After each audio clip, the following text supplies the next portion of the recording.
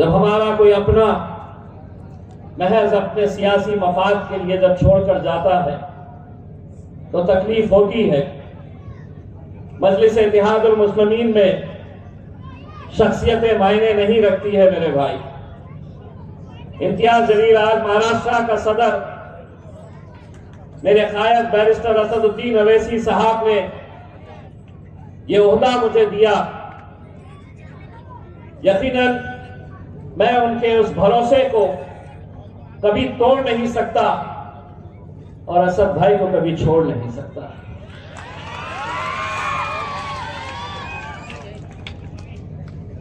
यकीनन जब इलेक्शन आता है तो फैसले करना इस वजह से भी मुश्किल हो जाता है। आप तसव्वुर करिए मेरे अपने शहर औरंगाबाद में जहां एक पैनल के लिए 4 उम्मीदवार हमें चुनना है और मानने वाले कितने हैं तो 52 लोग हैं। 52 लोगों में से 4 लोगों को चुनना कितना मुश्किल काम है ये आप इसका अंदाजा भी नहीं लगा सकते हैं।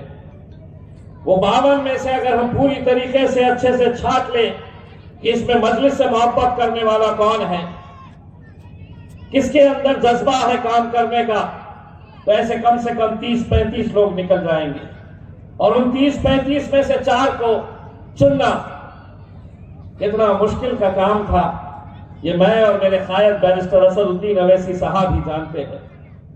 लेकिन कोई भी सियासी जमात, कोई भी पार्टी उस वक्त तक आगे नहीं बढ़ेगी जब अपने कायद के फैसलों के ऊपर मजलिस को चाहने वाले लोगों ने उसके ऊपर लब्बैक नहीं कहा। तो कुछ लोग उसका फैसला मान लेते हैं और कुछ बगावत के ऊपर उतर आते हैं, कुछ विरोध करते हैं। मुझे एक झुलिया का भी वीडियो आया था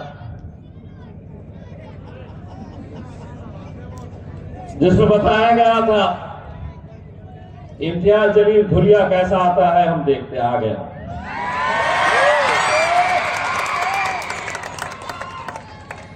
तो धुलिया में खत्म रख के बता ये ले रख दिया।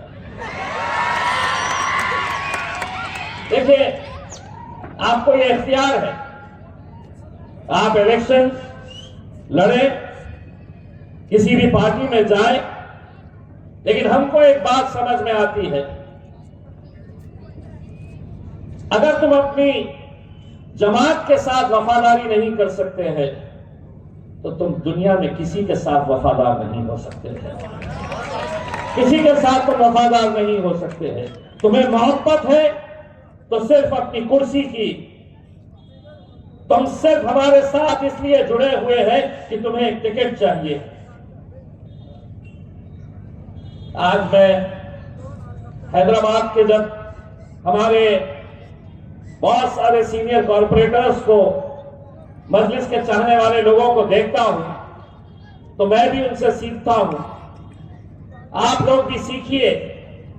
20-20, 25-25 साल से मजलिस इत्तेहादुल मुस्लिमीन के साथ जुड़े हुए हैं ऐसे लोग जिन्होंने कभी ये मांग नहीं की कि हमें आप ये टिकट दे दो, वो टिकट दे दो।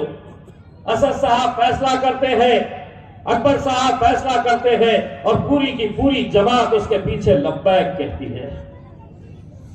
तब जाकर ये जमात आगे बढ़ेगी।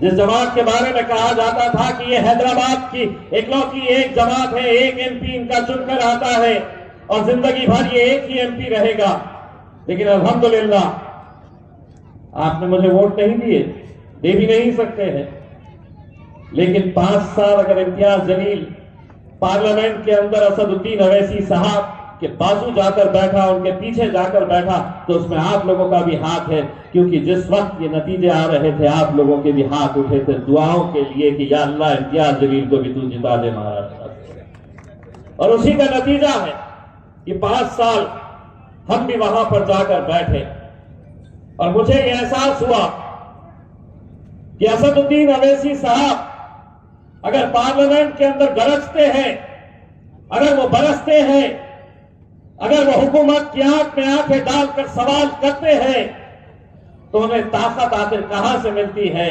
मैं जब गया वहां पर तो मुझे उसका जवाब मिला, वो ताकत उन्हें एक तो यहां से मिलती है और एक यहां से मिलती है मेरे भाई, यहां से आप लोगों से मिलती है ये ताकत।